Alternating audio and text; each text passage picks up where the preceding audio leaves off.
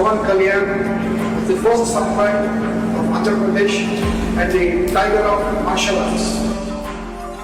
Golden dragon సంస్థ నుంచి tiger of martial arts అనే బిరుదును అందిస్తూ ఆయన్ని ప్రకటించారు. As an honor for it, he is the first person in India being presented this. సోగో బూడో కాంటకే సంస్థ ద్వారా 5th డాన్ గౌరవాన్ని సోకే మురమత్సు సెన్సై నేతృత్వంలో టగేదా షింగన్ సమురాయ్ పరంపరలో పవన్ కళ్యాణ్ గారికి స్థానం కల్పించారు. ఇక్కడ టైగర్ అంటే హింస కాదు, హింసను అదుపులో ఉంచే బలం. బలం అదుపులో ఉండాలని చెప్పడం ఆ బిరుదు యొక్క అర్థం.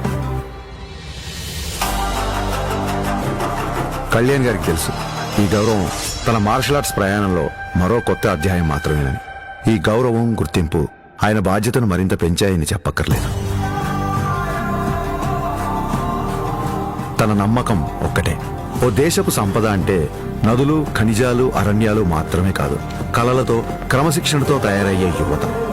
అటువంటి వారే వికసిత్ భారత నిర్మాణ రూపకర్తలు.